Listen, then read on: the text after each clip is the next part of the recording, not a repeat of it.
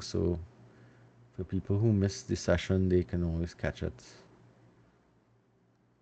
All right, so today what we're going to be doing is we're going to be looking at the um, first chapter. Can you all see this? Is it clear enough for you all? Yes, sir. All right, so what I'm going to do to help for focus, I'm going to turn my camera off so you'll just be able to see the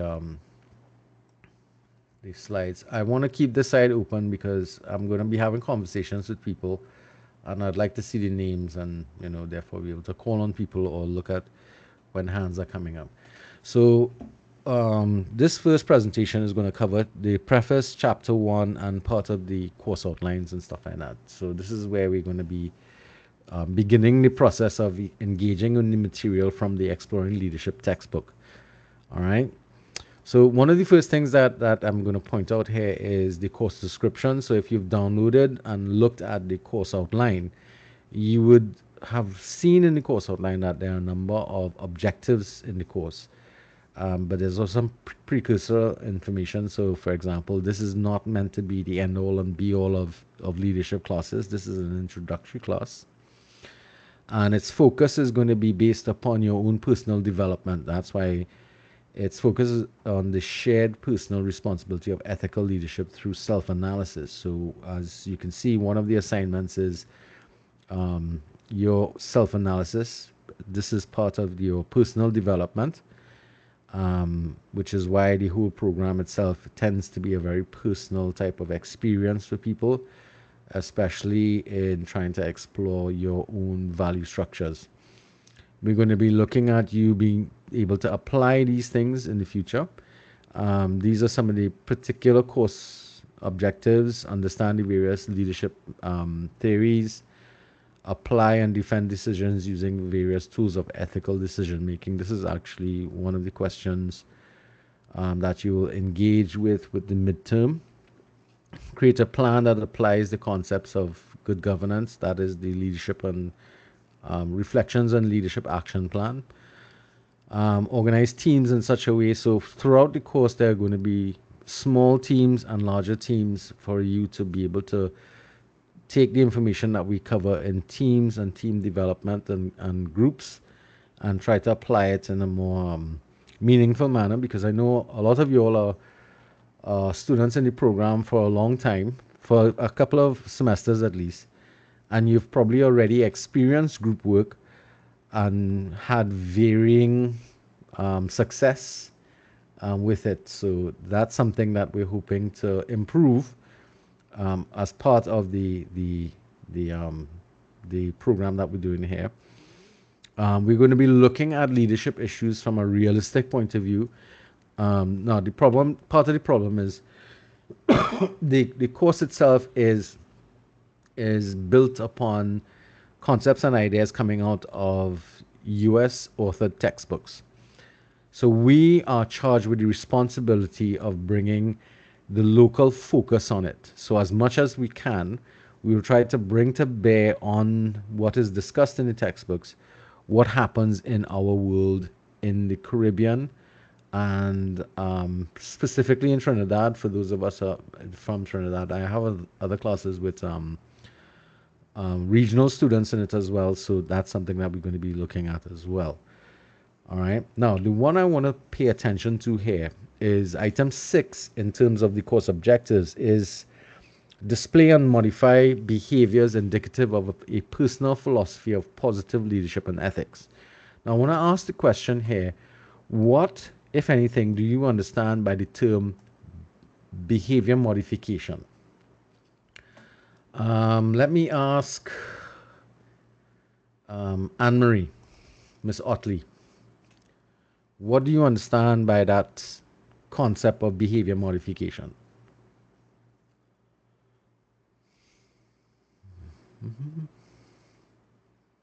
Miss Otley, can you speak? Yes, sir, sorry, I was trying to find that mic. Um, Mm-hmm. be behavior modification, de depends on the different behavioral. patterns of individuals. Uh-huh. But how do we, Um, have you ever engaged in behavior modification activities? mm, no, As far as you know, no? All right. Do you have no, children, as I Anne Marie? no.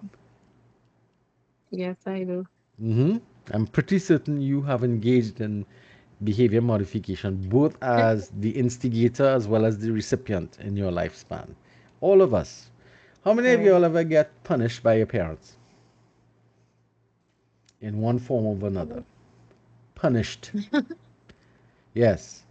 Yeah, no, put up your hands. Yes, that's good. In fact, it better be all you get some sort of katas at some point in time. All right. Now, what stimulus would you Excuse me, refer? sir. Lex Yes, is licks. what Lex is what? Licks is a Okay. katas too, No, yes. no, not me, sir. You never got licks? No, my parents don't believe in corporal They punishment. don't. Who's this, by the way? Just let me see who's speaking. Chanel. Chanel. All right, Chanel. That's fine. A lot of new parents in the millennium and whatever have altered their treatment. But I come from the background of whatever was at hand, you get lashed with it. So I get licks with hose and I get plate pelt behind me and all kind of thing based upon that. I was Now, gonna say when the pelting you with hot spoon and all those things. yes, all I'm kind of doing, yes. But again, as we said before, as times have changed, a lot of parenting has changed. So we're not saying no, but there are other methods of behavior modification. The big issue here, however, is behavior modification inspired through external stimulus, be it punishment or rewards, because that's another thing that we can also use as well. You would say, okay, would you, if you do this, you'll get this in return, that kind of stuff. If you do well in school, we'll um, give you some sort of either financial reward or some sort of, maybe a present or day off or take it to the cinema or something along those lines. Those are the things that we might have experienced in our lifespan. The problem with it is that when that external stimulus is removed, the the the um, it sometimes leads to the behavior returning because the external stimulus is not there to motivate us to stay that way. So the other way in which we have behavior modification is through internal stimulus or internal types of triggers that are telling us, okay, this is not good behavior, or this behavior is damaging to me, or this behavior is not good for me. And what this course is hoping to do is to inspire you to want to change your behavior. That makes sense, guys? Yes, sir. Yeah. Now, the problem with behavior modification is probably one of the highest levels of learning that any course can try to anticipate as a learning outcome for a course that's only going to take roughly about 12 to 15 weeks to get done. So, in essence, what I'm trying to say to you is that a lot of the things that we're going to go through in this course will not take root in with you during the semester itself, but hopefully later on, as you move through and you start to see the logic and reasons behind what we're talking about, you will begin to make these changes yourself over the short run period and over a longer period of time. And that's the objective of the course. So some of the behavior modification we will be able to document. So this is one of the reasons why some of the assignments are asking you to compare, to evaluate yourself as you are now, and then look at what the course has done to help you point a direction in the future, which is what the leadership action plan is all about.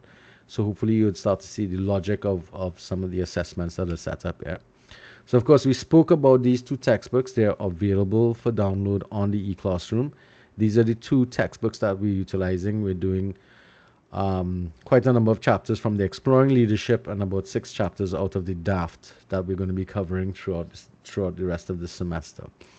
All right, and as we've talked about before, you've already been assigned to your various chapters, so that you know you are going to be part of the preparation of things that's going to be taking place here.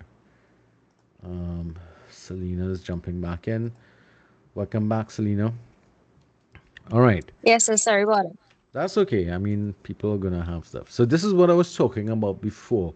We want to look at leadership in terms of, and this is the beginning of the chapter. We are hoping to evaluate and explore leadership in the modern context. So, it's a contemporary activity, but because the textbooks that we're utilizing are so American oriented, or what we would call Western oriented, we need to bring the context of the Caribbean experience to bear on the information that we're looking at here. So, as much as possible, we will try, and I will try to bring the local experience in. That's why you hear me utilize things like katas and that kind of stuff. That those are the local, or the local experiences that we may all have in common. All right. So first thing we want to look at is how the model that we're going to look at defines leadership. And leadership is defined as a relational and ethical process of people together attempting to accomplish positive change. So leadership is about the quality of the relationships we have with people around us. So a parallel I want to draw with you here that you can look at and examine on your own. As followers in classes, what in subject areas that you've worked with teachers with whom you had good relationships, as opposed to teachers that you did not have good relationships, what was the difference in one, the learning environment, and two, your level of success? Ms. Samuel, you willing to contribute about that? Chanel? To repeat the question. How, all right, so think about courses that you've done in the past, not necessarily here in the college, but maybe in your schooling life. Think about the teachers, the subjects that you did well in, and the relationship you had with your teacher for that course or subject. Do you see a correlation between the nature of your relationship and your success in the course, or failure, as the case might be? Well, I had one teacher, and she in I would say that she was one of those teachers that she was like she wanted to make sure that you learn Uh huh. and that you grasp the concept of what was being taught in her class, Mm-hmm. as opposed to some teachers like those was just like, okay, I teach and it's up to you. You understand or you don't understand. You have Right. to do it on your own. And her class, I would say it was better because you had a little leeway. You could have asked her questions like if you was not sure, and she would have like tried her best to like look at it from a different approach. And Mm-hmm. with her teaching, it was like kind of easier to like understand. You could have go on your own and you could have like go through the steps and look and read and understand for your own self. And what you was not sure about, you could have come and ask her, and it was easier to pass her class as opposed to asking the other teacher because you had like the kind of fear of, okay, I don't know what her attitude is going to be like. Mm-hmm. So you used to like avoid Mm-hmm. going to her, and it left like, okay, you stay with don't have a good Understanding under of the work. yeah of what yeah. All right, good. Anybody else will concur with her position? You could show by hands if you agree with her or not. Yep. Anybody else willing to share their own personal experience with teachers? And it also could be here at Costat as well. For those of you who might be. Yes, for sure. Yeah, go ahead. Um, that would be in my first year, first semester. This was one of the 4 courses I was doing at the time. Mm-hmm. One of the teachers, the way she was dealing with other students concerning like group work and even things like announcing when certain assignments will be due or whatever, she Right. used to do it very that lackadaisical. Mm-hmm. And as time went along, it wasn't like one time I felt a certain way. It was like as time went along, right along, I started looking at her work a little like, oh, I ain't really feeling to do this because if you're not showing any form of, Interest? Yeah. yeah, who am I to Worry be about the like, work. okay, well, let me prioritize your work over this, that, and the other. And it Hmm. wasn't a hard course, it was writing, but I mean, as you say, the relationship shared between me and the person teaching me Hmm. will negatively affect, well, could positively and negatively affect, more negatively Right. affect the work. That's All all. right. So that's the correlation I'm trying to get to you. So if we want to be good leaders, then we have to develop good relationships. And good relationships are based upon having good ethical values and principles. That's going to be one of the themes that we're going to follow through with the course when we start to look at leadership across the board. Now, when we're examining leadership, we can examine leadership through a number of different frames. And thank you guys for sharing. So, one of the first things we think about is politics when we think of leadership. And when we look at it through the political framework, it really is examining leadership in the way in which people acquire power and how they use that power to influence others to be able to get what they want done, regardless of what it is. So when we see a picture of these three individuals who's currently the leaders of these three countries, what comes to mind is the relative power that each one of these individuals carries in their own countries as well as in the world around them, in terms of their levels of influence. So here we have President Biden, who's currently the leader of the United States. A lot of people have problems with him because of his age and the fact that he seems to be fading away a little bit. But he is in charge of arguably one of the most powerful countries, if not the richest countries in the world. We also have Russia, the Russian premier, um, Putin, and he is arguably probably one of the most well-known strongmen, and they're engaged in war right now with Ukraine, and that's of course creating a bit of instability in Europe, and it's causing a fair amount of concern because he is known to be or has proven to be a rather dictatorial type of leader. And then, of course, we have Xi Jinping here from China, who is arguably one of the world's largest. He's in charge of the country that is the largest exporter of goods and services around the world. And each one of these leaders here, they come to um, any situation where they're negotiating with a great deal of power, and they use that power to influence the behaviors of other people around us. So this is where power and influence becomes a very important element when we start to look at leadership, because of the political strength that the various individuals have.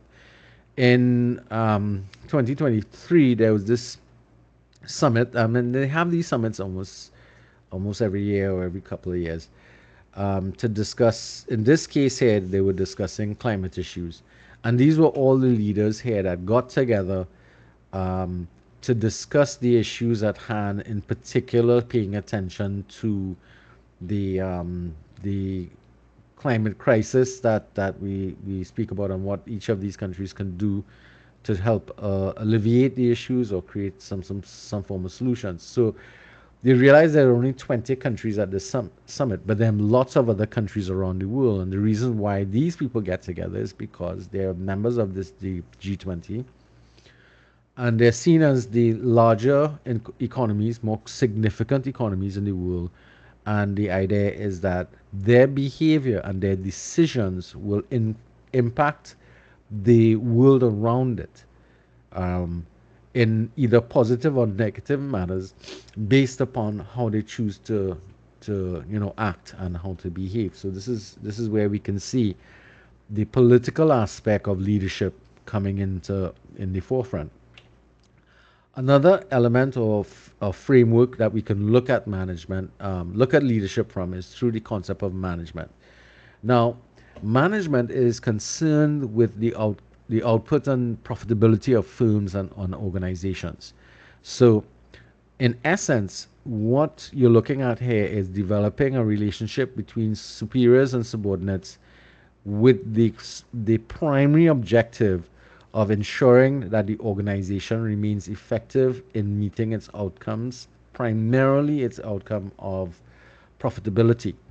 So let's look at this group of individuals. How many of these individuals do you recognize? Because these are some of the world's best, most successful leaders in business. How many of these do you recognize? These people. Excuse me. Anybody? Can you make out Jeff Bezos there? Yes, sir. Yeah. Yes, sir. Yes, Anybody sir. else? All right. Can you make out anybody else? Oprah, Uh Mark huh. Zuckerberg. Mark Mark. Zuckerberg, Right. Elon Musk. Jay-Z, Bill. All Oprah. right. Um, Okay. well, Virgin Elon. Bill I Gates. said Bill Airlines. Gates. Bill Yeah. Gates. Elon Musk. Sorry, Elon Musk is down here. This is Richard Branson. All right. Anybody Mm-hmm. recognizes this gentleman up here? This That's who? Warren Buffett, I believe. Yes, correct. What about this guy here? Jeezy. Jay Jay-Z. Z. Why is he here? I have no idea why he's Rock there. Because he is Nation. a Rockefeller. Billy. Sure, but Rockefeller is compared a to very majority of big these guys, record label. Yes, that's why. Because Yeah, he's he owns one a of the what biggest they record labels in the world. yep, yeah, he's what they call a Mughal or whatever. Yeah, I can never pronounce that properly. A When it music comes to the music Mughal. recording mogul. industry, Yeah. right? Sorry, somebody said something about Music Google. music mogul. Yes, Mughal. Yeah, okay. Now there are a couple of other people here that you might have some issues remembering or knowing who they are. Anybody is familiar with this gentleman here? Might not know him. He's one of the Koch brothers. This lady, I could never remember who she is, but she's in one of those businesses. I'm trying to remember what I got. What about this Chinese guy here? Anybody? This Asian person here. Anybody knows him? All right, you might know his company, So Alibaba. he's the one who, yeah, I'm gonna say Alibaba. Alibaba. All right. What about this lady here? This Martha Stewart. That's your. right. Yeah. Interestingly, she went to jail, right? Yeah. And came back kind of big and strong back into the business. We already know Elon Musk here. All right, I'm gonna skip this guy here because he's not so, and these two gentlemen here because these are more influencer type things. Anybody familiar with this lady here? The big hint is the sign behind her. She was the first female president of the IMF. And she wielded a lot of influence in the world around us during her tenureship there. That's because the IMF has a lot of say in how currencies are determined in terms of their value and so on. So she was huge in business at that time. All right.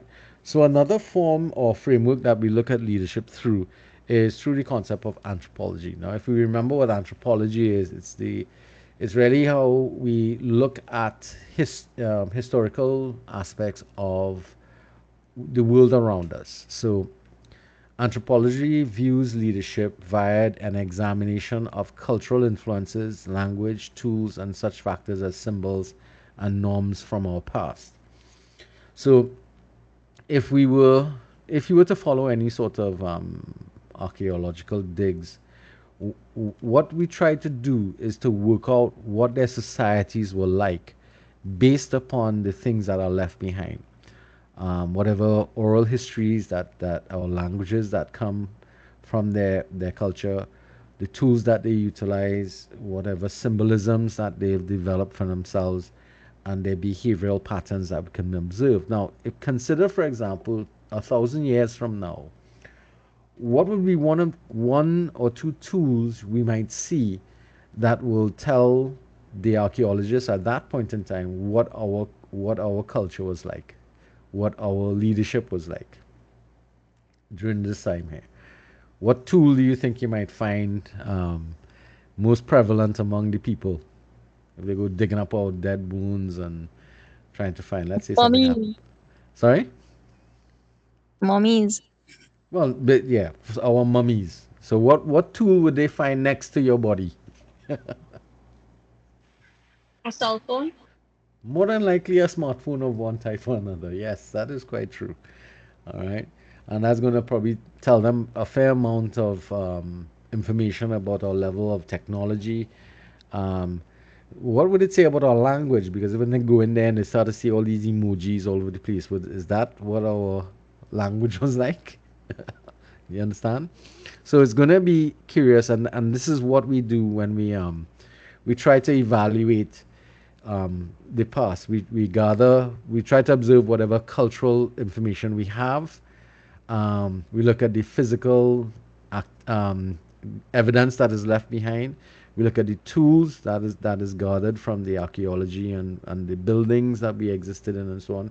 And of course, they try to observe the language and linguistics, how we communicate with each other, to be able to determine a lot about the past. So, when we look back at our own recent history, what we would notice is that these things would support a culture of so we'd have leaders who emerged based upon lineage, leaders who emerged based upon strength, leaders who emerged based upon the acquisition of wealth and power. So those are the kind of things that they will tend to find, or we tend to find about the past in our own recent history. Here we talk about 10, 20,000 years ago. Well, can't say 10,000 years ago. Yeah, a couple hundred or a couple thousand years ago. Right? All right. Excuse me. All right. So another framework that we have to look at, or we have the ability to look at history, is through the concept of history. So history is those things that have gone in the past. And what we see in history is that a lot of times during periods of dramatic change or dramatic issues occurring, we have key individuals who rise up during those periods and become significant in the activities that are taking place during those historic moments. So let's look at these guys here. Any of you all or everybody here recognizes these people? These gentlemen? Hitler, Hitler. Uh-huh. Stalin, Stalin. Right. um, the, uh, that was not like the British Prime Minister. I don't know. Right. What was his name? Winston Churchill. Churchill. Right. Winston Right. Churchill. Churchill and the gentleman all the way over on the left.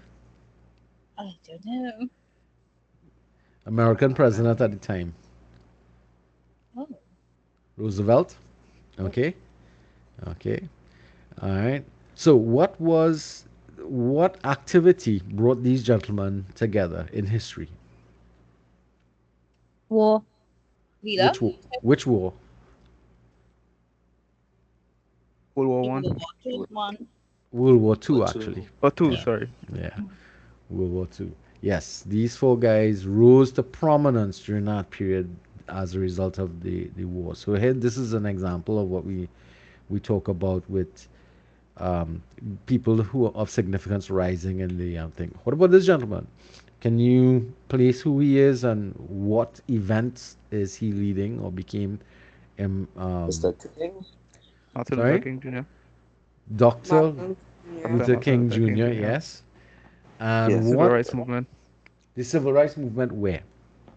America. Correct. Yes. Important for us to distinguish where this is taking place. Although the movement in the United States did have a knock-on effect in various parts around the world, all right, but primarily since the civil rights movement for the Black American population. All right, so let's take another look at another individual. Anybody knows him?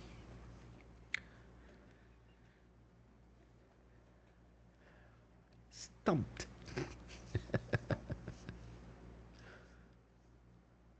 Nobody? Hmm. interesting. This is a gentleman who has two names. He had his original name, Stokely Carmichael. Stokely Carmichael. Anybody's? And then Kwame he, Ture. Kwame yes, Ture. he took on the name Kwame Ture. Now, interestingly enough, this gentleman is a, Trinidad, then who get banned? he get what? He get banned from Trinidad for a point in time, sir? Yes, he did. And why was he banned?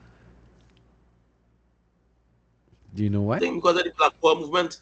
Correct. Good. And how did he arrive at that situation? He wanted to fight for the rights for some students that I think, yeah. No, well, it started in the States because he was a black student in an American Yeah, facing university, discrimination. right? Facing discrimination. So he got caught up, well, in the 70s, late 60s and the 70s, into the Black Power movement. Primarily, he became a founding member of the Black Panther movement. And the Black Panther movement was more militant than Martin Luther King and some of the other leaders in the civil rights movement. It more involved with Malcolm X. Correct. They had this whole thing about Fight back. equality by any means necessary, right? And the Black Power movement also featured a lot of returning Vietnam vets who had military training and could use weapons. So they were seen as being a big threat. He became prominent in Trinidad in this 1970s Black Power movement and eventual revolution that took place here in Trinidad as well, which is why Daniel is right. He was banned from returning to Trinidad because if he came, he would have been arrested and put in jail. Because in 1970s we had an insurrection at that point in time, or a revolution that led to a lot of problems in Trinidad and Tobago during that period. All right. So again, this is the Caribbean context, and this is how we have influences from different parts of the world coming to bear on us here in our part of the world through the influences of these individuals, because he saw similar forms of discrimination taking place in Trinidad and in other Caribbean countries, because Marcus Garvey and the others came up during the same period as well. And they saw the inequity of access to wealth, access to land, access to government services, and various other inequalities being heaped upon the residents of these countries, and they sought to do something about it. And they believe that given the situation they were in, they had no choice but to use violence as one of because other than that, the establishment was not changing their minds about things. All right, so we get that relationship here. These are some of the other leaders that we can look at that have over time been associated with critical times in our history. So, for example, anybody recognizes this gentleman? Now, we met a few of these pictures, guys, already. We talked about Hitler, we talked about Stalin, we talked about Roosevelt. We also talked about or met Winston Churchill. We've also met Martin Luther King. Who else did we meet already? No, the others we didn't. So you have, who's this lady here? This nun. Mother Teresa, What is she associated with? helping poor people in India, being a nun. Correct. Yes. And what is this gentleman here? Mahatma That is Gandhi. Gandhi, Mahatma. Mahatma Gandhi. And what is he associated with? British rule he was trying to gain in. I'm not sure. Something like that. Right. So he was part of the independence movement for India. All right, and their independence movement. He was a non. He was the sort of like the beginning concept of non-violent protest, Then, yeah. which is what led to a lot of the activities in the 60s. But he started this back in the 40s. Of course, the British Empire did not want to give up India because of the amount of riches and resources it had. So those are things. What about this picture here? You really can't see who he is, but it's an Neil icon. Neil Armstrong. Right, and what was he part of? the first First astronaut. matter, yeah. Right. So he was the space programs that we inherit today, or that we see around us in the various countries around today, This originates. man on A him. lot of it comes from this thing here. And can you remember which president of the United States Kennedy? was? Yes, President Kennedy. But that was all part and parcel of the Cold War. Anybody ever heard that terminology before? Yeah. The Cold Russia? War, right, between Russia and the United States that led to the space race. We also had the nuclear race as well. And so these Yeah. gentlemen here, Stockpiling. Castro, right, Khrushchev and Gorbachev here, these guys are all associated with that country that, well, with the systems that existed that the Americans, like Ronald Reagan here, um, and this other Roosevelt, this is Teddy Roosevelt here, were all diametrically opposed to what the Russians were coming with. All right, so let's leave those guys alone for a bit and let's look at some. Anybody recognizes this young lady here? Marilyn Monroe. Right. These four gentlemen here. The Beatles. Right. And this gentleman here. Elvis? Elvis Presley. Elvis Presley, right. So here we have a situation in which we have movies, and she's iconic in the movie in terms of development and the development of starlets and the blonde bombshell type thing. You have the Beatles, which was synonymous with the development of the British invasion of rock and roll and the popularity of it, as well as Elvis. They were all part and parcel of that whole popularization of rock and roll and stuff like that. Now, anybody recognizes this gentleman here? Mandela? Mandela. Right. What is he connected to from a historic point of view? The apartheid? The end of apartheid in South Africa. So this gentleman who's next to him is actually associated with it. This is a guy called Cecil Roach.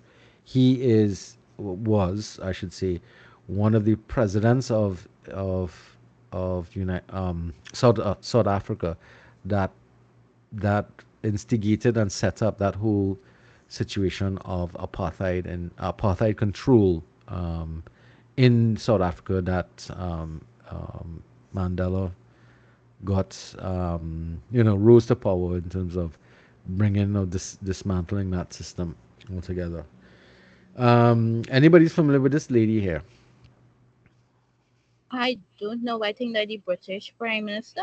First female British Prime Minister. Margaret Thatcher? Yes, they also called her the witch. I thought the Iron Lady. The Iron Lady. Very good. Yeah. People know their history. This is good. And this is what I mean. When we talk about leadership, we talk about leadership from a historic position. These are people who rose to prominence based upon circumstances that they were facing during that period, or those occurrences that were taking place, and the people who rose to prominence during those periods. There are a couple of these guys I've forgotten who they are, but I'll check them out and let you all know. All right, let's move on to another framework. And this framework here has to do with the development of psychology and sociology. Psychology looks at individuals, sociology looks at groups. And these gentlemen here, Sigmund Freud, Karl Marx, and B.F. Skinner, in that order from Sigmund Freud, these guys were instrumental in the development of psychology and sociology. B.F. Skinner in particular was very critical in the development of educational models, in particular education that had to deal with adult education. And from their work, a lot of the theories of leadership kind of emerge. And these are the theories that we're going to be looking at throughout the course of our studies in leadership here. So these are the different styles or theories of leadership, and we have to go through them in one of the chapters that I'm going to be dealing with in a lot further detail. But their work, these gentlemen, their work and contribution was what was responsible for the development of a lot of these, especially the ones associated with the leadership model that we're going to be looking at. So, question: how does your field of study approach leadership, and in relation to that, how do you think of leadership? These are questions that you have to answer in terms of your own self analysis. So let me see. Miss Cooper is here still, Yes, sir, I'm here. right? Miss Cooper, what I didn't find out from you was I didn't find out what program you're doing. I am doing radiography. Right, okay. So in radiography, which is your field of study, how do radiologists arrive at positions of leadership in organizations? Well, so it wouldn't be much of the radiologists, but more of the radiographers in the hospital. Right, yeah. Um, you asked how they would derive. How they would arrive in positions of leadership. How does leadership develop in your system, your area of study? Mostly is based off of experience. Mm-hmm. So And one other thing, because you can't become experienced in something you're not trained in, right? right. Right. So it's a combination of training and experience. Generally, that's how the people in charge of the, let's say, the divisions of radiology or X-ray techniques or departments kind of emerge. They spend time developing their skills, and during that period of time, they rise to a position of leadership. Now, anybody else? Are there any accounting students here? Yes, sir. Uh-huh. So how do accountants arrive in positions of authority? But based on what I've gathered from accountants in real life, Mm-hmm. I would say it's based on their skill, and your credits. So like once you went on to get more, like educate yourself more, get your Right. ECCA levels up, Correct. become a professional chartered accountant, you will Good. see Yep. opportunities open up for you. Right. So Exactly. Now let's compare that. Is there anybody here who's employed in the public sector, the public service? Yes, sir. All right. What branch of the public service are you in? Judiciary. All right. So the judiciary is kind of not necessarily part of the public sector. The judiciary is a branch by itself, but it has public officers in it, right? So how did not the legal people, but how did the clerical and support staff arrive at positions of leadership in that branch of the of service?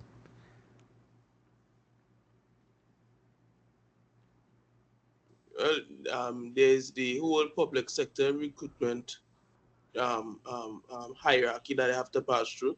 Uh-huh. And how what is the biggest criteria for determining movement into senior positions? Okay, well, so you have to remember too, right? In this Mhm. day and age, there's the split now from the traditional public servants and the high-end workers on contract now, right? Right. So So let's speak about the traditional approach the first. traditional public Yeah. servants, Hmm. honestly, based on observation, the promotion is received during the promotion is received due to years of service. That's it. Correct. Years of Now, service, yeah, yeah, and that was the way in which the public sector was run for a very long time.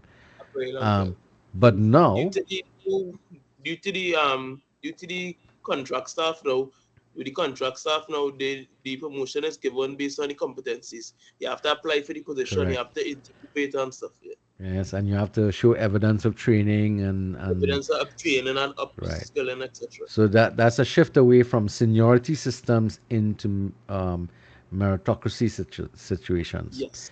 right? And of course, that comes with its own problems because you have nepotism and cronyism that comes up Plenty. with that as well, right? Plenty. Right. And you see, this is where we differ. When we are looking into the private sector, those types of activities can't hold up because they're looking for your ability to perform in a job. Whereas in the public sector, it's really about who knows who and who's willing to give somebody the opportunity to do something, and it's based upon how long you've been sitting in a job in a lot of instances. That makes sense? So I wouldn't say that in some instances, So because where I give live, me it doesn't run mhm. like that. It's Where do all you about work? legal aid. Right. So So like for the contract, again, pardon? you can't, right. So Allison, I understand what you're going to say because the contracts are awarded only to those individuals who are qualified. Yes? Correct. Correct. Right? Now, the problem is that the public sector does not recognize contract workers as part of the public service in the true sense. They don't. That's Yes, correct sir. because you, And in fact, I remember one senior public servant. He said it outright that the whole idea of contract work was designed as a stopgap method. So correct. the government department, they take on a huge project. They hire the contract workers for a certain period of time, if it's a 6 months or 8 months, Hmm. and after that they send them on the way. It was never designed to be, a long term something. Correct. Right. But the reason why the contract work became or the contract route became more popular is because you're unable to change your leadership in the public sector very easily. So if somebody does something wrong, it requires a whole board of review, commission of inquiry, and it could go to industrial court to be able to determine whether or not somebody is culpable for making a mistake or doing something wrong. So one of the things they always say is that if you ever want, if you cannot, as a public sector worker, and here we're talking about the traditional public sector worker, they are very difficult to remove from a job. In fact, so much so that what they tend to do is kind of transfer people around the place to minimize the negative impact and replace the functionality of that individual by a contracted worker who's there for maybe a 3 year contract. And then what happens is that if something goes wrong, the contract allows them to let the person go without consequence. So what the government has found is that in order to circumvent the problems that they faced with the permanent workers from the public sector, that the contract workers wasn't the easier methodology of getting that done. All right. The problem with that, however, it doesn't lend itself to any form of employment security, and that creates a bit of a damper for new people coming into to operate in the service. There's no sense of continuity and no sense of permanency in it. But again, it's a point of view. It's a position that we will take across the board because as it is right now, for the vast majority of new people coming into the public sector, there are very few people who are brought in the way of being appointed to a position and that type of stuff through the traditional rules. That's correct, guys? So I actually think that the Service Commission is looking to phase out most of these positions Correct. because let's be real, the positions they ancient. In this day and Hmm. age, we hiring a clerk typist still. Why is that? Yes, I know. Yeah, why Yeah, we hiring I a know. stenographer still? Well, stenographers still have a particular rule to take in certain high level meetings because a stenographer is a verbatim Yes, type yeah, record. verbatim. Yeah, but the clerk typist definitely you and Messengers. yeah, messengers again. That's all. Yeah, they still have their functionality. Yeah, because there's some documents that still have to be moved from one area to the other by hand rather than through email alone. All right. But as we said, the positions ought to change as the job circumstances change. All right. But you could see that the field of leadership in the public sector is one that is fraught with a lot of challenges, but It's really about who knows who the and what how long you've been sitting on a job, that type of stuff that kind of determines where it goes there. It doesn't focus a lot on your effectiveness as a performer in the job. All right. Okay. Now, so let's move along. Thanks a lot for your contributions, guys.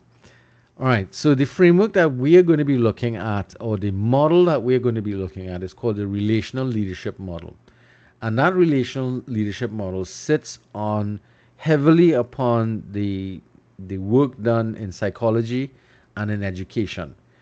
And that framework is going to be heavily, we're going to engage in some discussion about that in one of the other chapters.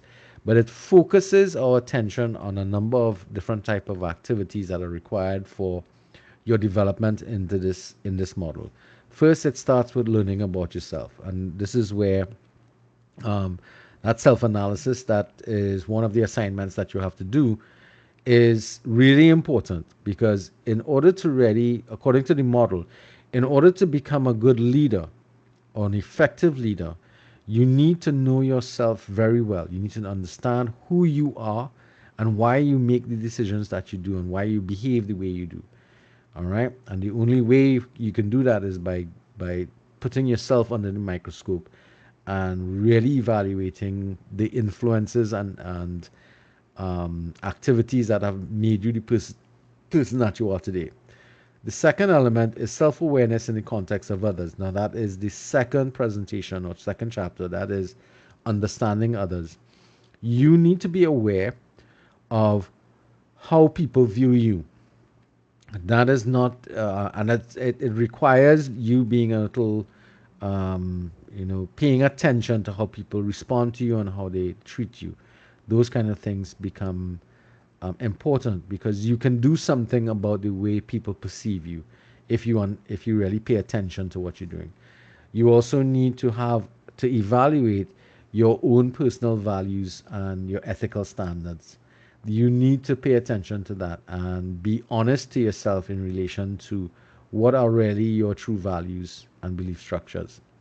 All right. And how you've arrived at them. So for a lot of us, we've arrived at certain self concepts of ourselves based upon all of the history that's passed, the influence of our parents, the influence of our teachers, the influence of whatever religious body or religious persuasion you followed. Those are the things that help to shape the individual that you are and the values that you've come to adopt as being your personal values. But have you really ever clearly articulated these things? And this is what the framework is going to require you to do. Articulate who you are, articulate what how people treat you and how they perceive you to be, and also to articulate what are really your base values and systems. All right, now further things. So here we talk about, in order to get to that level of development, we already spoke about developing a great sense of self-awareness, engaging or having the ability to engage in collaboration and compromise, and of course put all these things into your day-to-day practice, day-to-day behavior. Of these items here, one of the most important is effective listening, because that is probably one of the ways in which we are going to be able to develop that connectivity with other people. Because remember, we're talking about developing good relationships. So, are there any communication students in this class? I can't remember.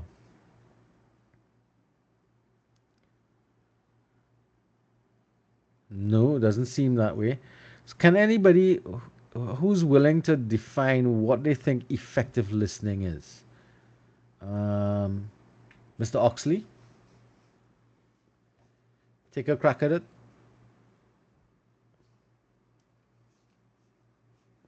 Hi, sorry, sir.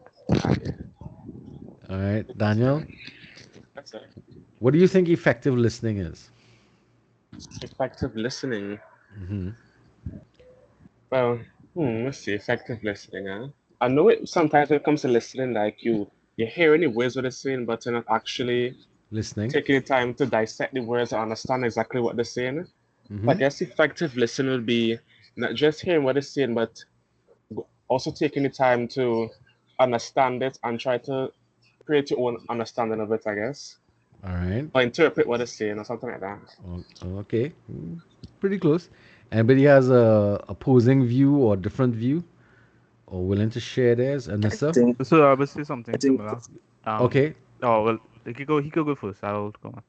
All right, Romel. no, I was just saying like just basically paying full attention to the Okay. speaker without any kind of interruption. All right. That's a very important element in the process of how to go about effectively listening, which is listening without interrupting. That's good. Tyrese, what were you gonna add? So something similar. So you listen to whatever the person is saying. Um, the intent is to understand what they're saying and not to just regurgitate. So you should be able to remember what they said in the context and the way they said it. All right. So let me ask another question. When we listen to other people talk about stuff, what is the general tendency for us to do? Reply. Respond. To respond, but respond in what light? In what way? No, you have to respond to what Usually, they say.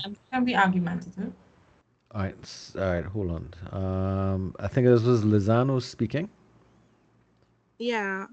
Uh-huh. Um, I was saying usually we respond with personal experience or feelings, and Right. sometimes we would hear someone say something, and because we're thinking about an experience or we would have something that we just have in our mind, we tend to Hmm. not be listening to what they're saying and just waiting for our turn to say what we want to say. Right. Add your 2 cents kind of thing. Anne Add your Marie, two cents. yeah. Anne Marie, you had your hand up? Somebody had their hand up. Some people just listen to Yes, sir. reply, not listen to I was understand. just basically gonna say, sorry. All right, hold on. Miss Samuel, I'll come back to you in a second, okay? Yes, Anne Marie, go ahead. Miss Otley?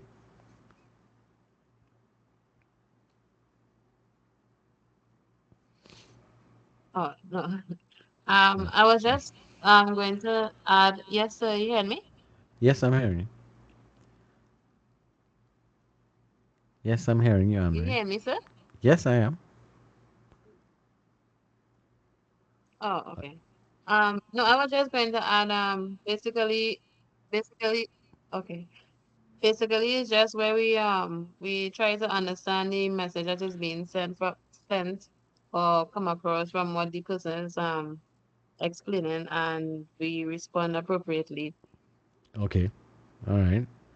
Okay. And Miss Samuel, you were saying, Chanel? Sir? Yeah, you were saying something, but you were kind of Oh, clashing with sir, no, Anne. my mic. Sorry, my mic was on. Sorry, I apologize. Oh, okay. All right. Now, one of the things that we have to pay attention to, and this is something that was kind of hinted at of what you all are talking about, is that when we are listening to other people, we actually have to suspend our frame of reference and judgment. We have to listen without judgment. Now, that means that whatever belief structure we have in place, we have to suspend that to be able to effectively listen to the other person and really truly understand what they are saying and what they are trying to elicit us. Sometimes listening does not require us answering or responding, it just means taking time to listen to the persons. I also always refer to listening as an act of love because you have to disengage your own frame of reference to assess and evaluate somebody's position. So this becomes problematic when somebody is speaking about or telling you something um, for which you have some very strong opinions. And that can create some sort of issues for you. So let's say you have a strong opinion about abortion, and somebody is speaking to you, and they really need to share that they had to um, get an abortion done, and because they were yada yada. But you have automatically heard the word abortion, and you have a barrier that comes up. And once that barrier comes up, you've stopped effectively listening. Now, there are lots of things that trigger people, and create this. So when I see things like see this online a lot, trigger warnings, um, so that when you bring up a particular topic, it elicits from the individuals around you specific ingrained responses of disagreement with the point of view. So when we speak about things like alternative lifestyles, that it begins to elicit a response immediately, and people stop listening to the position of the person. Or if you're talking to somebody and they are openly gay, that might create a situation where you stop listening, but you're judging the person because you see them as different and apart from you. This leadership development requires that we suspend that, and that's the difficult thing. Because if you can't begin to listen to somebody, you won't be able to do anything else, which is why self awareness is so critical in your leadership development tract. Everybody's following that? Yes? No? Yes, sir. Yes, sir. Yep. Okay. Yes, sir. All right. So some basic principles of leadership. One, leadership concerns us all. Now, as young individuals, there's a great tendency for us, because I remember doing the same thing too. I really didn't care what was going on with the government. I didn't care what the leaders were doing, because my concern was, more mundane. But as I have become older, I've realized that whatever actions these individuals take, it it concerns me directly, because what they do influences my life. Um, so one of the concepts that we have to accept is that regardless of how people perceive things, it concerns all of us to be involved and to pay attention to the leaders and leadership around us. We also need to be aware that because of the same thing that we've come from, people will look at leadership differently, and they will value it differently. Some people see leaders as being critical and important, other people see them as marginal and not something that they need to be to care about. And we have to understand that. We have to also understand that leadership is a flexible or dynamic activity, and it's not something that is constant. We also need to recognize that different types of settings require the use of different styles or types of leadership activities. So, unfortunately, in the private sector in particular, we talk about where leaders only practice one type of leadership style. So they may be autocratic or democratic. And the situation is such that the model tells us that different circumstances call for different types of leadership styles. So sometimes you may need to be autocratic based upon what's taking place. Other times you need to be more participative. Other times you need to be more democratic. Other times you need to be more visionary in your approach to leadership. Those are the kind of things. And one of the key things to take away from this is that the the the program that we're looking at is is built upon the concept that leadership is something that we can learn and be developed. And it's not something that people are born with and inherent in their genes, which is where a lot of the older theories have emerged from. Okay, so that's something that we have to pay attention to. We, in order for us to further develop our leadership skills, we have to commit to very high ethical standards in order to encourage change and social responsibility. So one of the things as leaders is that we can't get bogged down, and we have to understand that change is a necessary, well, some people refer to it as necessary evil, but change, I prefer to say, is the only constant in life. Everything changes all the times. But your ethical values needs to be fairly constant and fairly consistent. Now, and all of our activities need to be socially responsible. Now, we'll talk more about social responsibility in a little bit. To be able to do that, we have to be critical thinkers. We have to exhibit or indicate to people that we are credible, or prove to people that we are credible. In so doing, we need to be authentic. So when we say something, people believe us, and that overall impacts upon our integrity and believability by the around. Because if we now, critical thinking is not something that a lot of organizations or leaders like in terms of their general population. Our education system does not necessarily support critical thinking, especially the um, the primary and secondary. Although no, so a lot of primary schools try to do it, and then when we get into secondary school, it kind of shuts down on us a little bit because they really the system is really not teaching us to be critical about the things around us. They really want us to just um, shut up and listen. That's basically what they tell you in class. Not so shut up and listen. Yes? No? It's difficult. I Yes. mean, I'm encouraging you to speak and you're doing the typical. So, Uh-huh. Mm-hmm. when I was doing A levels for a period, I had a teacher that was very, for some reason, it was a communications teacher, but she was very like she spoke about critical thinking very strongly. I feel like every single class she would bring it up at some point, Uh-huh. and she used to always say like, well, the same thing you're saying right now. They don't really teach it because it could lead to like a whole generation of people who just don't want to listen to the government or listen to anything, Correct. and they're It's constantly questioning everything.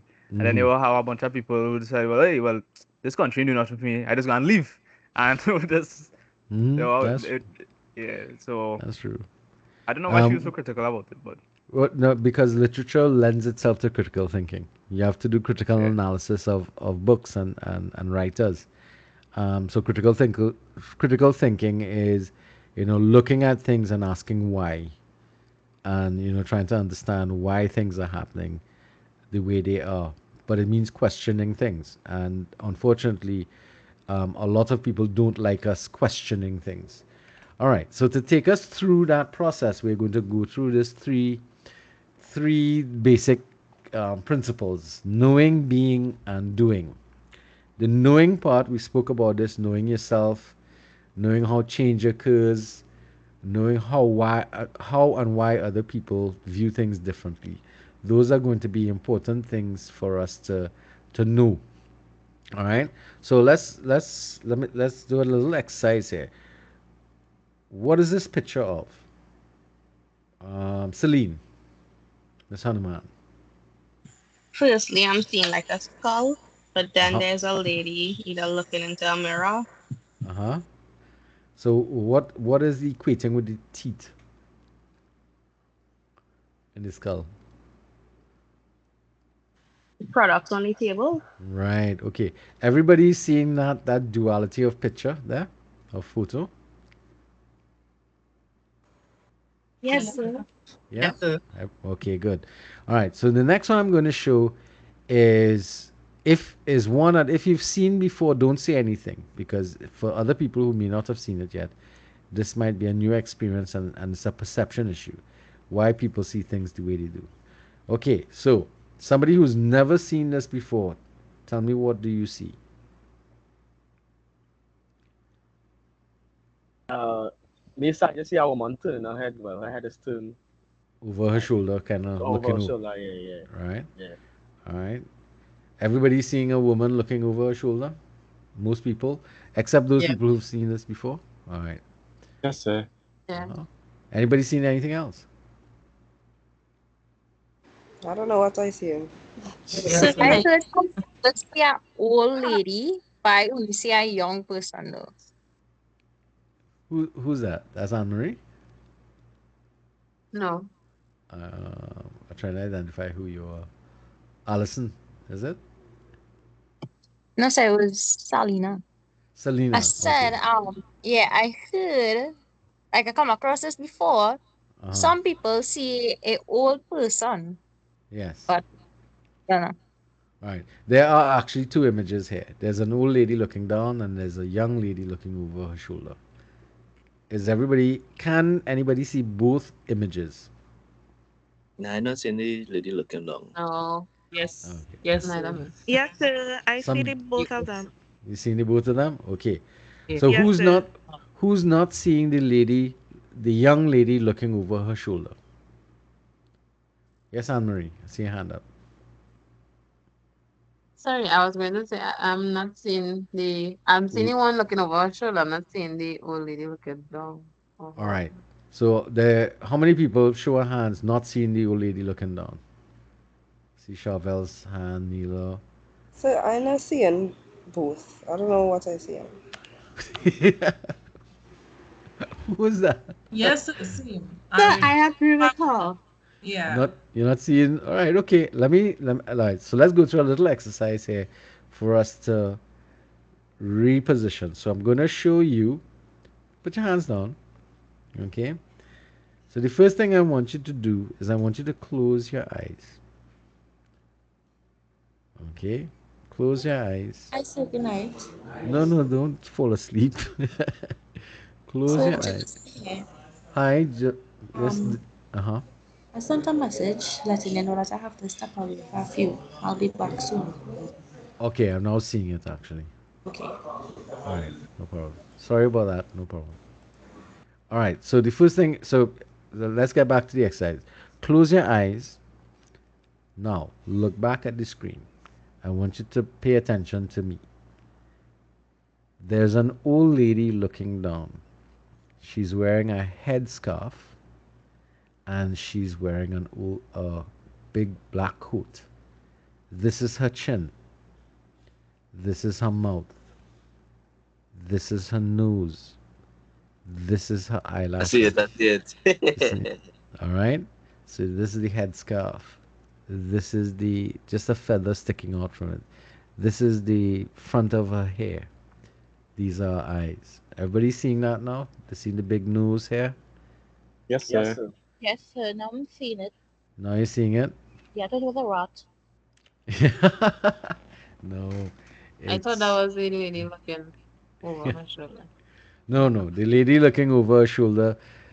Are you not seeing the lady looking over the shoulder? Who's not seeing that one? I am confused. All right. So are you seeing the old lady looking down, Anne-Marie? Well, as you explained that one now, yeah. All right, good. So now close your eyes, and I'm going to show you the picture of the young lady. All right. So now open your eyes. There's a young lady looking over her shoulder away from us. This is the feather coming out of the top of her hair. This is the side of her head, her hair. This little point here is her nose. This is her eyelash. This is her earlobe. This is her chin. This is a band around her neck. This is the hair tie that is flowing behind her. And this is this black coat that she's wearing. This is all of this hair represents her neck and the nape of her neck. You seeing that now, Anne-Marie? But that's the one that I've seen all the time. So the one Right. before Same. I don't with know the where old the lady. one So I'm is. seeing the same thing that Andre seen. The I'm not old seeing lady, her I old don't lady. understand the old lady part. You're not seeing the I'm old not lady? seeing All her right. at Yes, sir. all. I All agree with right. her. No. Close your eyes.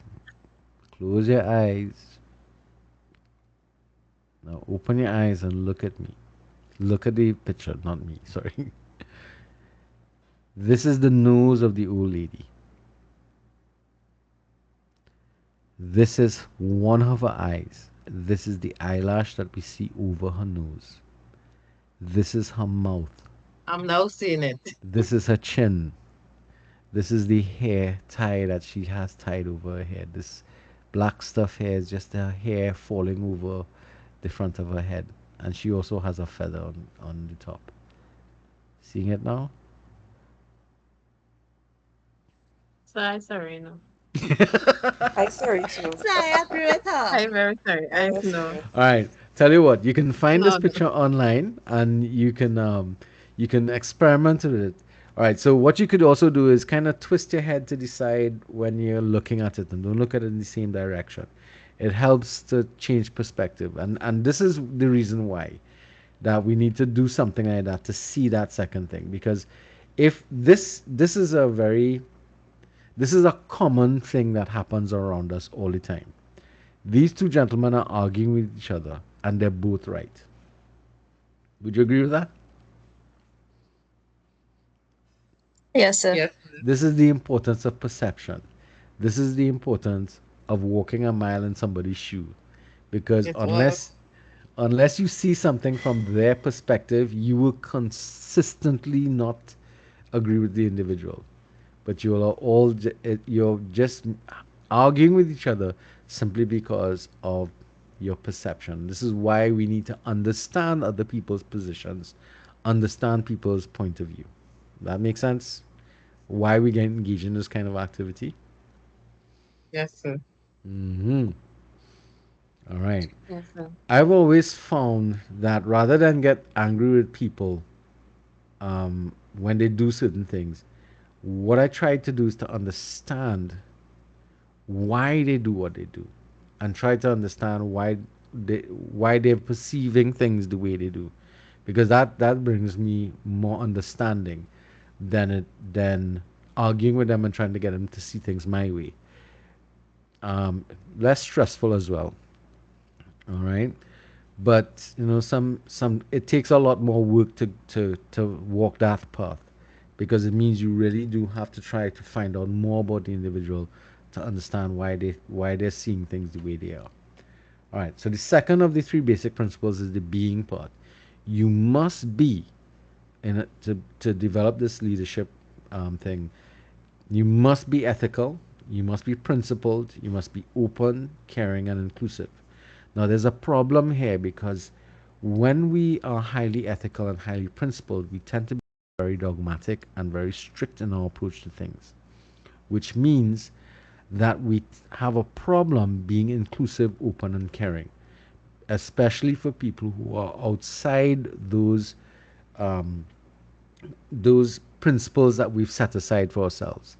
This is especially the case when we're dealing with people who are diametrically opposed to something that we have a very strict ethical value attached to it. So again, engaging with somebody who sees life differently to yourself is going to be a really important challenge that you as a leader have to face because not everybody is going to believe the things you believe, and it becomes more important for you to understand why they see things like this.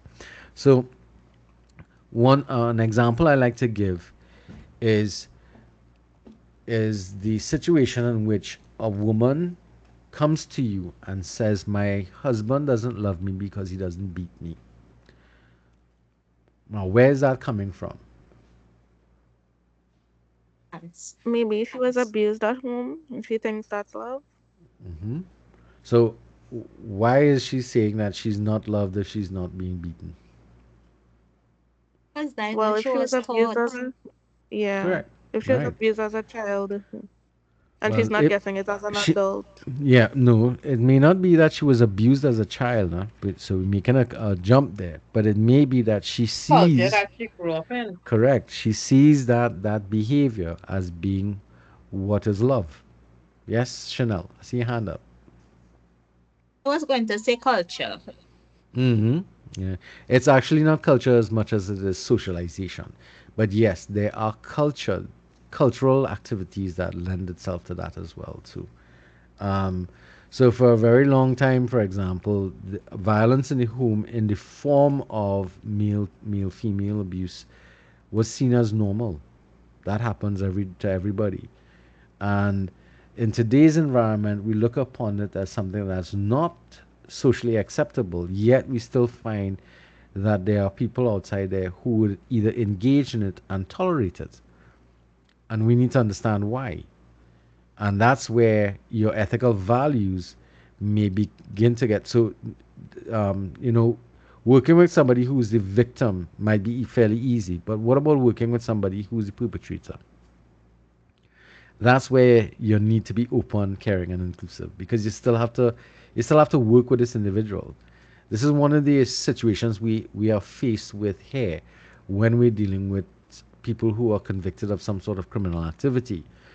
Because they've been found guilty in a court of law, we kind of just write them off. But we're really what we should be doing is trying to engage with them to help them correct the negative activities that they've been engaging in. Half the times it's because they've grown up in an environment where the activity that they're engaging in is not seen as being wrong. This is especially when it comes to relationships. There's that type of socialization that takes place. Boys are still socialized to perceive themselves as being what in our country. The What dominant one. sorry, say that again, Celine. The dominant one. Right? They need to be dominant. They also need to. Big boys don't cry. Superior. Yeah, So yeah, that's superior. Yes, men are always right. They are in charge. They're the head of the household. They don't show Protectors, emotion. breadwinners. Right? They don't show emotions. Yeah, stoicism. Stoicism, and those things have found themselves they've proven themselves to be quite dangerous in where we have, especially in this country, we have a lot of homicides that take place as a result of men.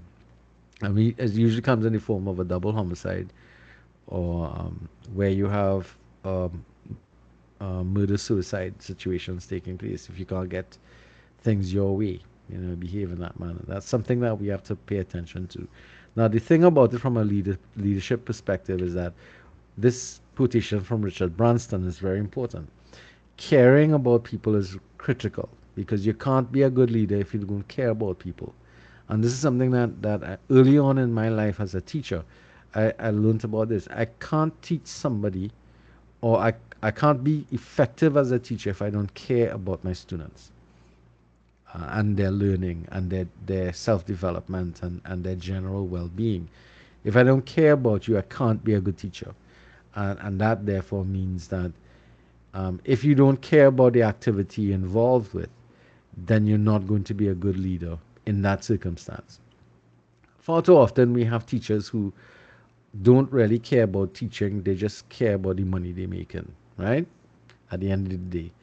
And that leads to really poor leadership in the classroom, poor activities that take place. And that, unfortunately, is a lot of people in the education system tend to be that way. Karishma, you have a question or your hand is up?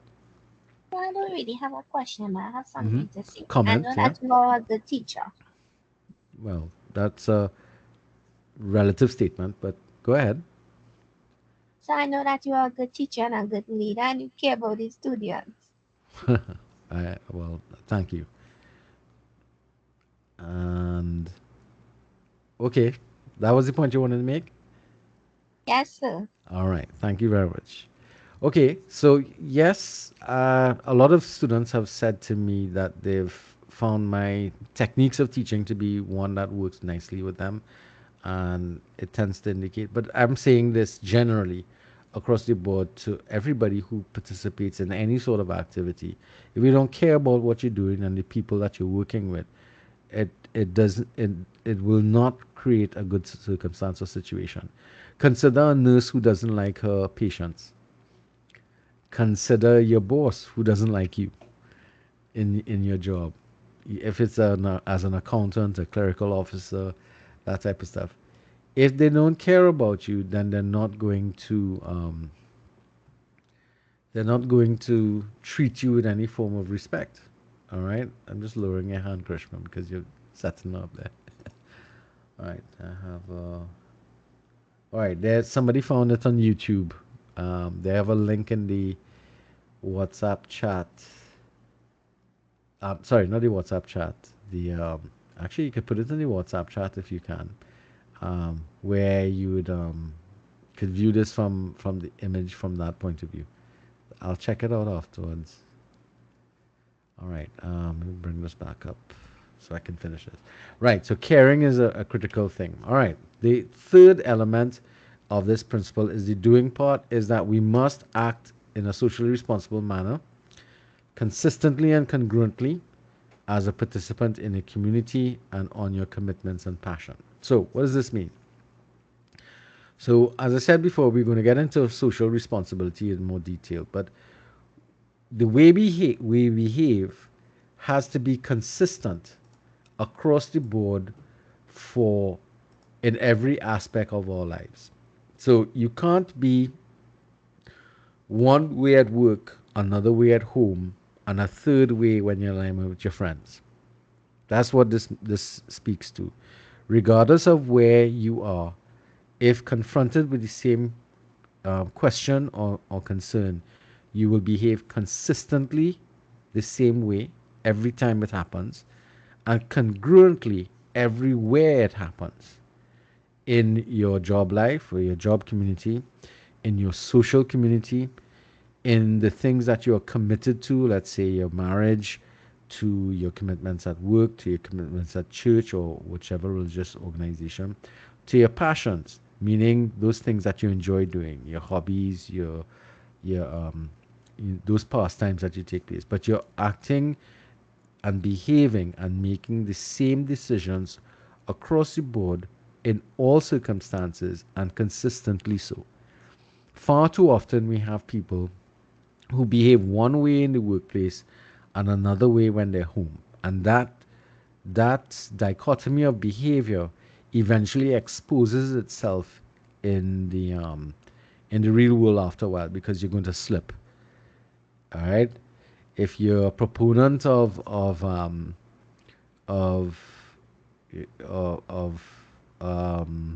equality, but at home you don't allow for certain individuals to enter your home because of differences that they have, um, that creates a problem because eventually that will show itself up in one or more of your environments that you take place, that you work in or operate in.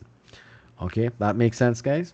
So the three parts here is the, as we said, the knowing part, knowing yourself, knowing how change occurs, know why people think differently. The being part, being ethical, being principled, being open, caring, and inclusive. And the doing part, acting according to those things, acting socially responsible way across the board in all of walks of life that you get involved with. Okay? Now, social responsibility, this is a principle that is really attached to a lot of the organizations that we may work with or we interface with. This is a situation because businesses are seen as profit oriented organizations, oftentimes engaging in activities that are inherently destructive to the society.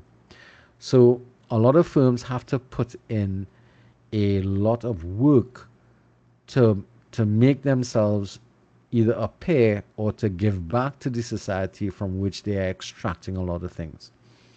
So, for example, for those of you who might be familiar with this, the financial sector in fact the insurance sector, which sits upon the reality of death, life insurance sits upon that the assuredness that nobody is going to live forever, and you can't earn income forever. Is saying to you, um, take some of your income that you earn now, invest it now so that you have an income to either leave for somebody else coming behind you or to provide for you when you stop working. That type of principle is really based upon a negative aspect of our lives, the fact that we die. And because it's seen as negative, a lot of times you'd see companies or financial businesses engaging in a lot of socially responsible activities to try and make them appear more tolerable in society. Can you think of any other businesses or industries that engage in sort of like whitewashing or trying to make themselves look a lot more friendlier to the society? No? Large corporations across the world? So I can use Pennywise as example because Pennywise I hear us help build houses and like give back. So Well, when I that mean, customer has what is like trying. Right. So I could see what you're talking about, but at the same time, is Pennywise that really a bad thing? Do their No, actions what does Pennywise do? sell cosmetics and Right. In essence, so they're a retailer, so they provide a retailer. service of reselling items for us. Of course, they're going to resell at some level of profit, but is their actions inherently irresponsible to society? Does it cause damage? That's what Oh, we're it's trying to like find. Yeah. well, you can say more like the gas sector. They're Right, the gas more and oil trying to sector, yes. yeah. They inherently damage our environment, and therefore, this is one of the reasons why you'd see BP getting associated with maybe a golfing tournament or cricket tournament or in the development of youth sport activities, those kind of things. You see them getting involved with it because it's part of the program that they get involved with to try and make themselves look a little more socially responsible and not only negative aspects of what is taking place. These are companies that have a tendency to pollute, damage, and destroy the environment around us. So those are some of the things that we talk about. Okay, so regardless of those three little steps that we talked about before, the knowing, being, doing, leadership, in fact, cannot be just a set of steps that you could take to do part A, then do this, and then do that, and you become a good leader. It is it's a lot more complicated, and it requires you to develop a way of thinking, personal philosophy of leadership. You have to go about really going through the exercise of identifying those core values that are important to you and how you can utilize everything that comes to mind to working with others. So it's really not just a one and done. It's actually more of a cyclical type of activity because you'd have to go through that process over and over again, each time building greater and greater levels of awareness and capacity to be able to put things in place and help people and be the type of leader that we would like to be. Okay, so in that developmental process, the old paradigm of working harder is is seen as being too simplistic. So instead of working harder, what we should be doing is working collectively smarter, reflectively smarter, and spiritually smarter. So, what does that mean? So, collectively smarter is very simple. When we work in groups, we bring more perception and more perspectives to a problem. Um, I, any one individual cannot bring somebody else's perspective, and those different perspectives help us to develop um, a broader method or broader type of solutions that we can bring. So that's why they make the statement all of us are smarter than one of us. Because the more people to look at an issue and give their opinions and give their perspective on it, it gives us more information to work with to be able to find a doable solution.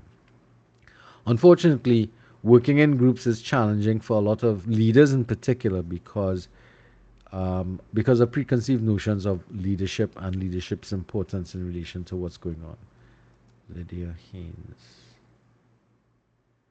Hi, Lydia. Welcome back. Did I put Lydia's present? Yes, she was. We still get these guys coming up. All right. So, moving along from collectively smarter, we have reflectively smarter. Now, far too often, life just kind of runs very quickly, and we don't spend enough time looking back in a critical manner of what we did in the past, why it didn't work or why it worked, and evaluating it and taking, using that to help us gain better perspective and understanding of what we're doing, why it's working or why it's not working. The reason for that is because life just runs so quickly. I could give myself an as example. When I finish teaching any class, I try to go through and look at what worked, what didn't work. But because the amount of work that is we go straight from teaching class, marking scripts, posting grades, advisement, then straight from advisement back into the classroom. So there's very little time in between to try to reflect on what took place in the past and try to improve on what we're doing in the future. This is something that leadership development requires, that we oftentimes take time to look at what we've done, reflect on it, and try to make improvements to our lives. That's going to be a critical element in developing, but it's also a very difficult one to get engaged, especially given the fast pace of life around us. Spiritually smarter doesn't have anything to do with religion, but it has to do with being aware of what are your core values. Now, if you look at somebody um, in there when things are nice and hunky dory, when things are really running smoothly, you're not really going to see their core values. But if you look at their behavior when the proverbial shit hits the fan and you start to see what they do and how they behave, those are indicative of the core values. That's what they refer to here as um, those principles that are key to us become our rudder in during rough times, which is rough water, and they're utilized to build your career or your character.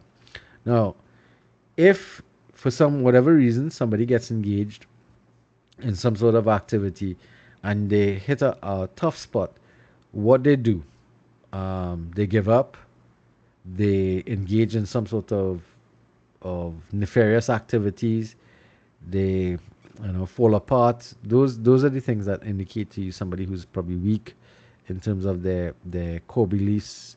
They have a lot of self-doubt, that type of stuff. You need to know if you are in that area so that you can make the changes necessary and you know develop yourself in terms of those areas. So this is something that we have to be very aware of. What are the core beliefs and core values of yourself as part of the opportunities to becoming a leader? That is something that's going to be important.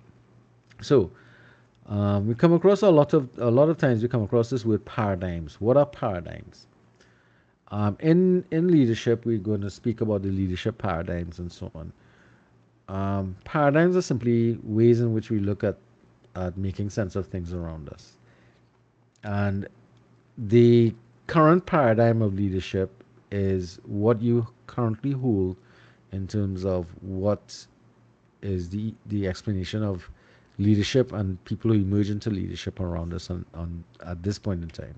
Now, when we have paradigm shifting is when we start to realize that what we've been doing isn't working and we need to make some kind of change, meaningful change. So one example of this that is brought up in the text is the paradigm shift away from focusing on the leader and focusing and switching our focus onto followership. Thus the statement: leadership is not something about a leader, not something a leader possesses, so much as a process involving followership.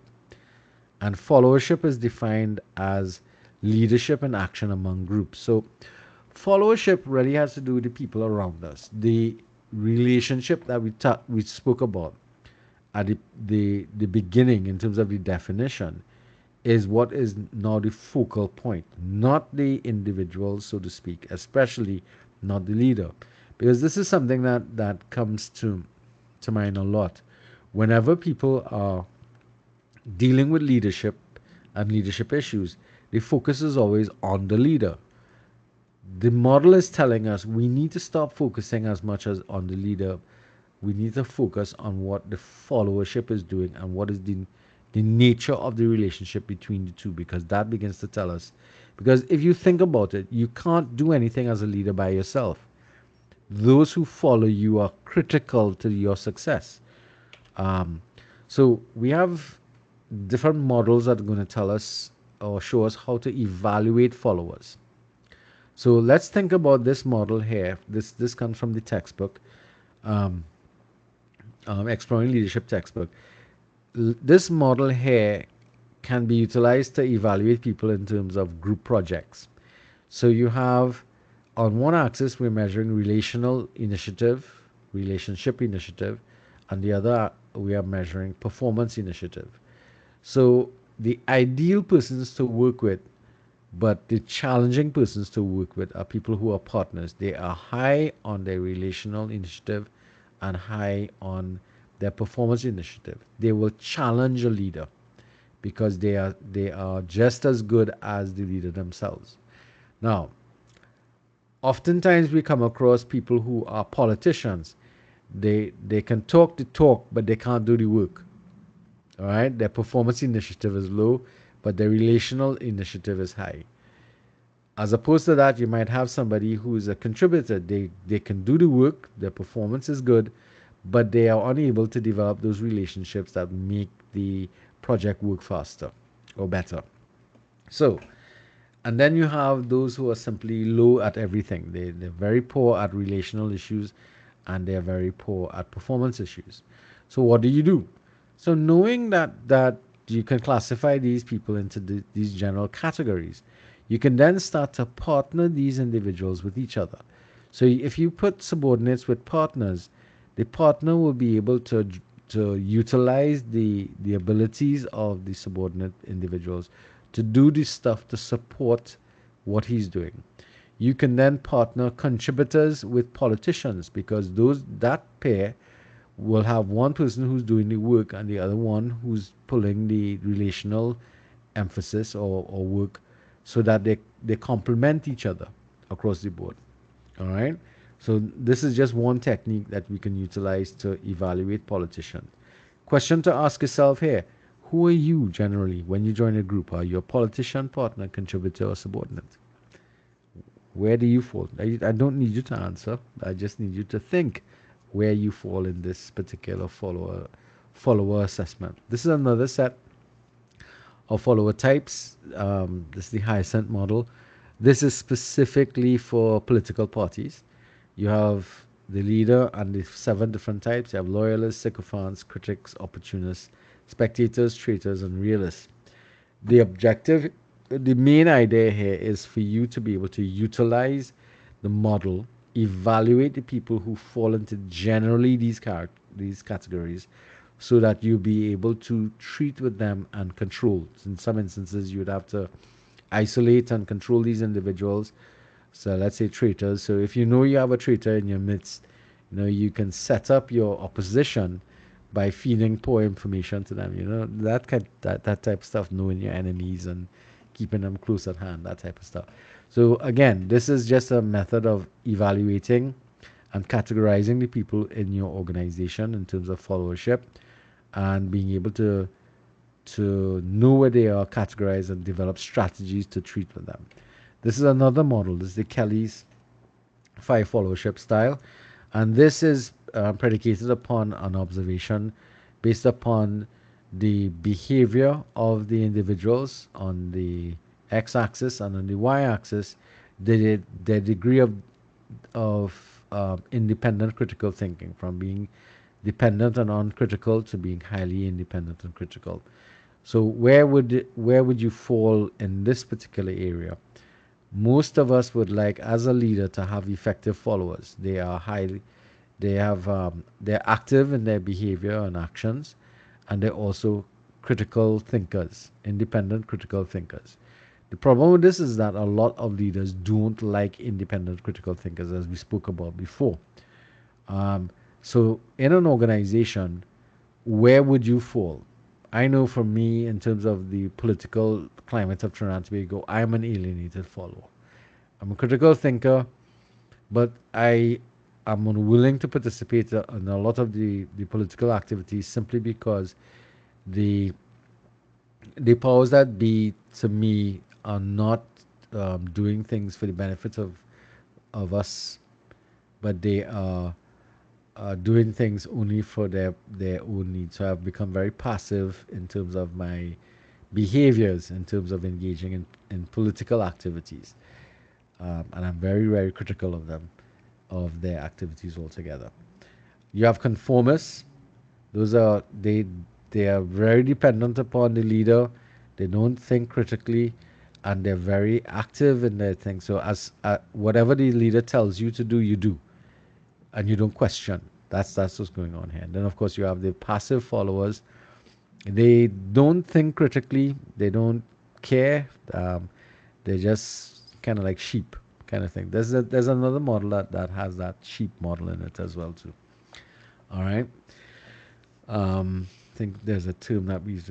Again, this model is designed to evaluate followership, and we'll come back to some of this in another part of the chapter that we're going to be dealing with.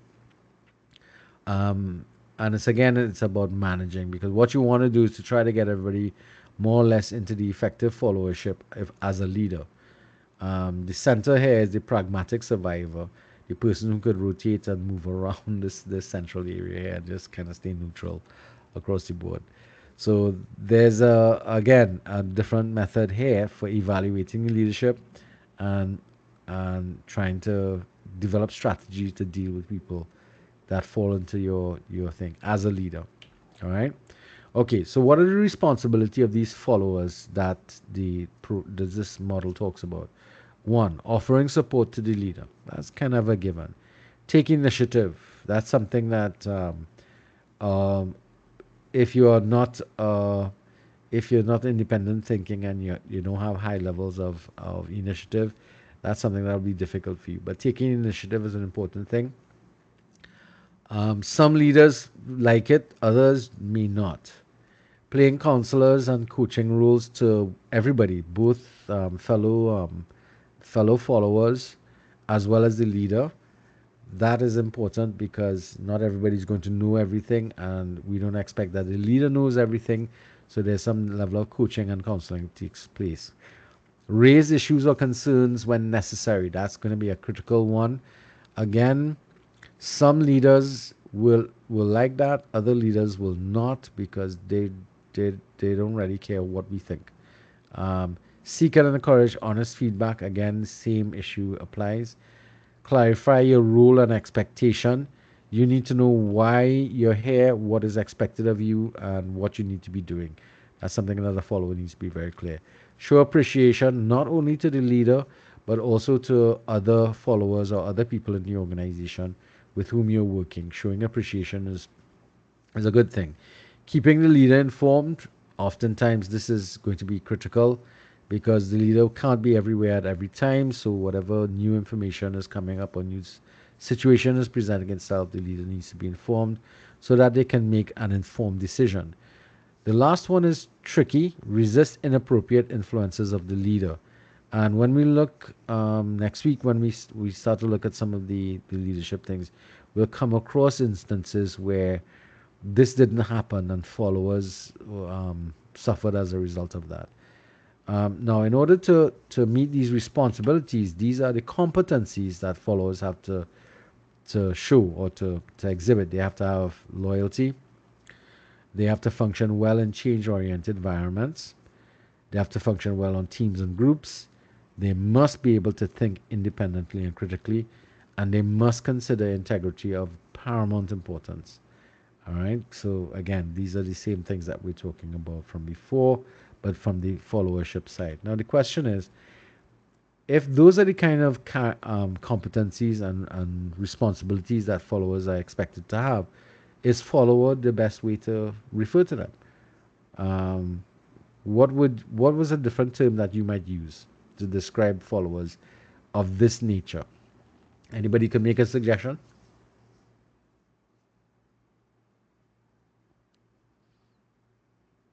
No? How about associates? How about partners? Interesting. All right. So these are the different styles of leadership we keep on talking about that leaders need to be aware of and be able to utilize. So we have the classical approaches, laissez-faire, autocratic, participative. We have the situational, where the situation determines the type of leadership that, or determines the leader that arises. Emergent are those leaders who emerge in organizations, in particular, based upon the what's happening in the organization. Transactional, this is a leadership style that is based upon many transactions, sort of like, if you do this, you'll get this kind of thing. We do this a lot with children, in particular, transactional types of leadership styles. If you do this, you get a biscuit. If you do this, that kind of stuff. Transformational is a little more critical. This is where you are inspiring people to want to make changes, not for themselves, but for the betterment of everybody's around them. So that's something that we're going to do. And visionary leadership styles are where you are able to create pictures and images of the future that you convince everybody to want to take a journey to get to. So those are the different styles of leadership that leaders need to be able to operate over time and utilize, or be able to move from one type to the next to be able to accomplish their overall goals. Now, who's the leader? The leader is anybody who's actively engaging with others to accomplish some level of change. Notice we're not talking about whether it's positive or negative, and we'll see why that's important. The purpose of leaders or leadership is to motivate employees, um, attain the goals of the organization, ensure that whatever rules exist, we adhere to them, provide continuity and momentum. So when we're making changes, obviously, continuity means as we move from time frame to time frame, or from um, one period to another, there's continuity, and we don't stop and go. But we have constant movement moving through the whole thing. Um, as a leader, you also have to embrace and foster change, especially if you want to encourage change within the organization and with other members. We must be doing things for the common good, which means everybody must be benefiting and not just a few people or one section. We must behave socially responsibly, and we spoke about that before. That what we're doing should be of benefit to everybody, and we shouldn't be putting anybody, especially outside of the organization, at risk or in danger. We should be should be civic. We should be engaging in civic engagement. That's a kind of misnomer. We should be acting with some degree of civic engagement, and we should be civically responsible. So let's clarify some of those things. So we spoke already about socially responsible. So leaders have to be committed to the well-being of people, the world around us, and the public good. That's what we're talking about. Whatever we do in whatever organization, one of our responsibilities is to be socially responsible to the environment that we work in, well, not work in, but live in, to the world around us, to the community that we operate in. We can't be destructive what we do around us. All right. Civic engagement is a heightened sense of responsibility for all of the communities that we are involved with, the work community, social community, family, and the general committee in which we exist. So some of the activities for civic engagement include simple things, um, like uh, right, civic action or participation in activities such as volunteering and service learning. Anybody here volunteers in any groups? Are you a member of any group that does voluntary work within your society or within one of your communities that you work in or operate in? Um, those things are important. And anybody here is a member of a thing? I see Daniel, you opened your mic. Yes, sir. I'm a member of a youth group, so we do a bit of voluntary stuff as well. Yes, for Correct. that. That's what I'm talking about.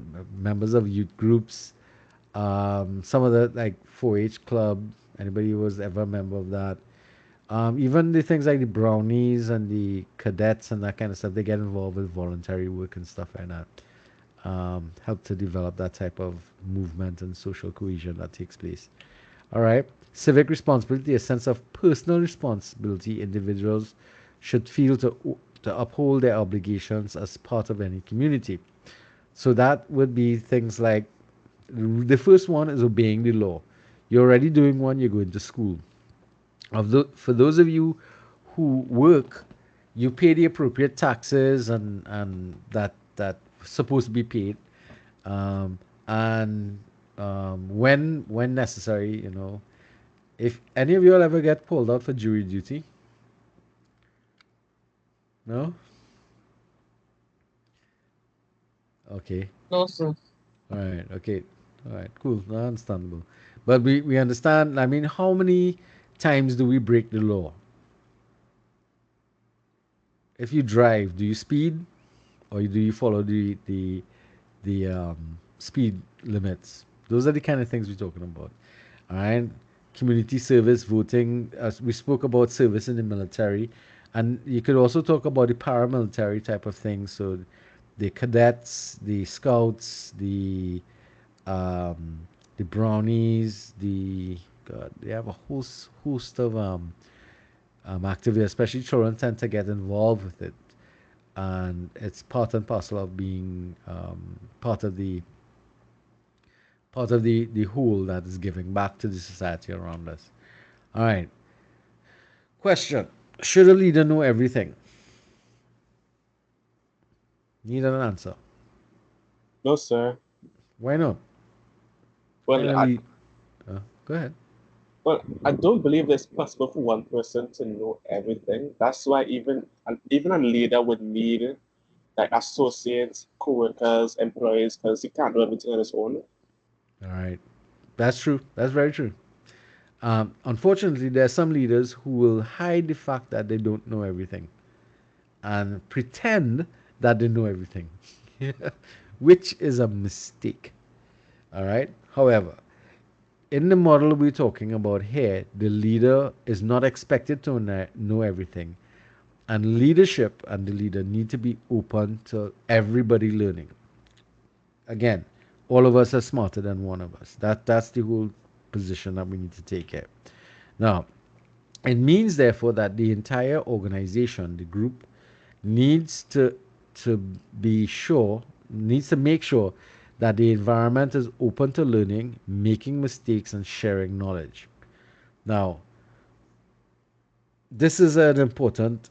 These are important because if we are open to learning but not making mistakes, that is dangerous because some of the best some of the best ways to learn is to make a mistake, try something, make a mistake, and then make an improvement.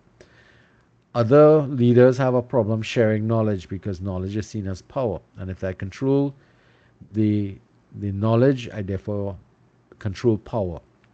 So some people have some very antiquated views about this whole thing about learning, life, leadership, and learning. We are trying to say that in this model, learning is part of the leadership thing, and it is that we have to create the environment in which everybody is learning together, everybody's tolerant of making mistakes and making corrections, and we are sharing this information with each other. So these are some learning models. This one comes from the text itself, that what we actually do is made up of the intersection of our focus, will, and capacity or capabilities. And the other subsets here is of what to do is our focus and will, what we could do or will and capability, and what we can do, focus and capacity. But what we end up doing, the actual doing, requires all three of those focuses. Another model that we can look at in terms of the learning model, some of you might be familiar with this. It's very similar to the system for hypothesis testing. So you have some sort of conceptualization that takes place, you apply it, you observe the experience, you reflect upon it, you make changes, which is called critical inquiry. You make changes and redo the testing, or by the time you get to this point here, you can make a decision as to whether or not it meets all of the criteria and then add it to the existing theory that exists around us. So this is another learning model that we can look at. All right. So the most effective organizations around the world are learning communities.